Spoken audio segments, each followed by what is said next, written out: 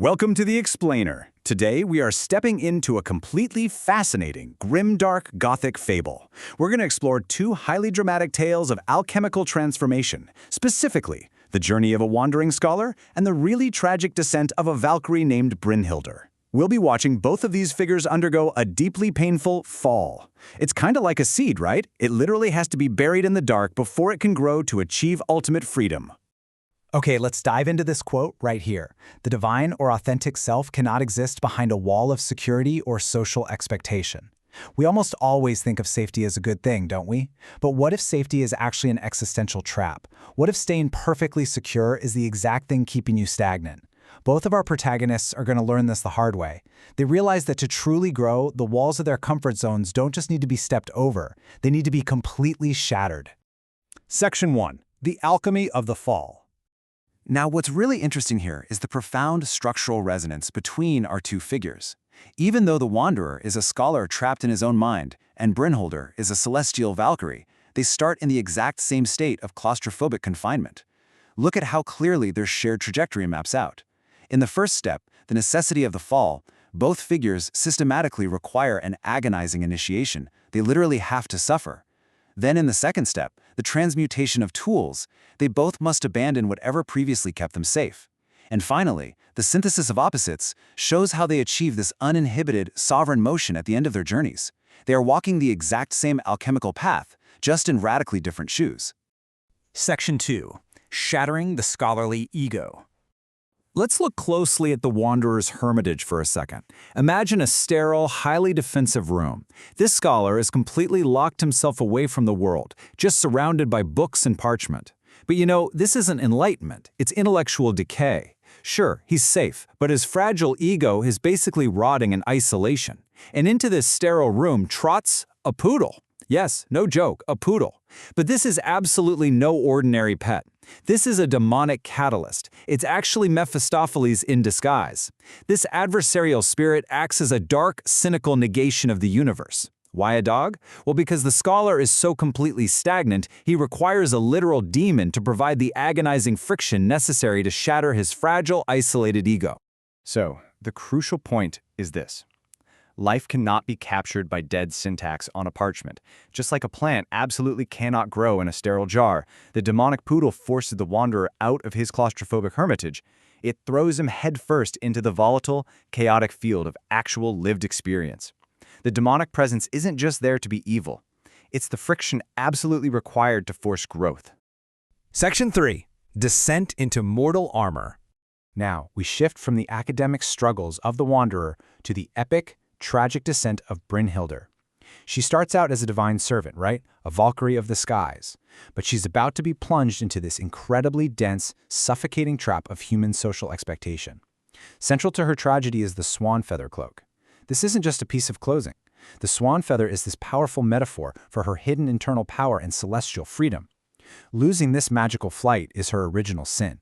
It's her dark initiation into humanity. It violently grounds her divinity. Without her feathers, she's forced into the heavy, resistant flint of human experience. Her divine lightness is entirely replaced by heavy mortal armor. Let's move forward and track how this builds chronologically. Watch how her shamanic descent unfolds. On day 1, she possesses the magical flight of the cloak. But by year 1, she's lost it. She's grounded into the flint of mortal armor. Fast forward to year 10, and the extreme friction of this mortal life ignites a destructive spark, the funeral pyre.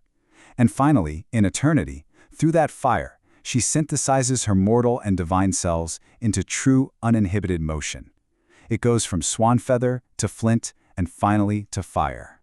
Section 4. Demons and Internal Struggles. We've seen how both figures fall, but the forces pushing them down and eventually up are fundamentally different. And this brilliantly illustrates the stark contrast between our two protagonists. The Wanderer's force is external. It's a demonic poodle acting like a harsh wind snapping dead branches to force outward growth. But Brynhildr's catalyst, that is entirely internal. Losing her cloak buries her in the inherent heavy gold of earth and human betrayal. It's like a seed trapped under dense earth, forcing her to use immense internal pressure just to burst through. One is an intellectual awakening sparked from the outside, the other is a tragic, internal descent. Section 5. Transmuting the static tools. To survive and achieve true sovereignty, they both realize they have to radically change how they interact with the world. They must trade safety for volatile action against reality's limits. Look at these parallel steps. Step 1, they abandon the hermitage or lose the cloak. Step 2 is where it gets incredibly cool. The wanderer moves from reading dead syntax to fully embracing the volatile deed. Brynhildr, grounded from her flight, actually turns her domestic weaving at the loom into literal sonic Galdrar magic. In Old Norse philology, Galdrar refers to these powerful chanted incantations. Through this ritual of shamanic battle magic, she transforms from a subservient Valkyrie into a wandering, sovereign free spirit. And finally, step 3, they both ignite the destructive spark required to break totally free. Section 6. Reclaiming the Divine Spark.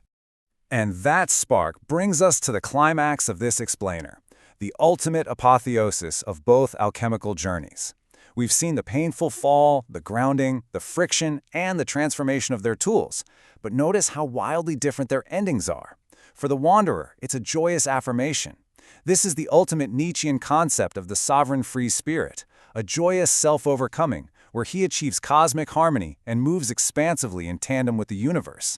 In stark contrast, Brynhildr's path represents a Wagnerian redemption narrative, marked by tragic necessity. She reclaims her victory-driving agency and reunites with her swan feathers, sure, but only through a somber sacrifice, the heavy, literal, physical destruction of her mortal armor on the burning funeral pyre.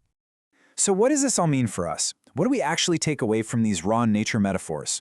Well, we have to shed our dead protections. We need to embrace demonic friction, those really uncomfortable challenges that absolutely shatter our egos. We have to strike the heavy flint of human experience to return to our true essence.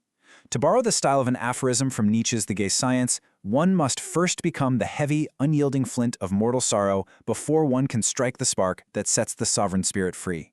Which leaves us with a final, pretty provocative question. What dead protections must you burn away to achieve true, uninhibited motion? Whether it's the academic safety of the Wanderer's hermitage or the social expectations that grounded Brynhildr, we all have a swan cloak or a parchment we're hiding behind. Think about what agonizing friction you might actually need in your life right now to spark your own alchemical transformation. Thank you so much for joining me on this explainer. Keep seeking that spark, and I'll catch you next time.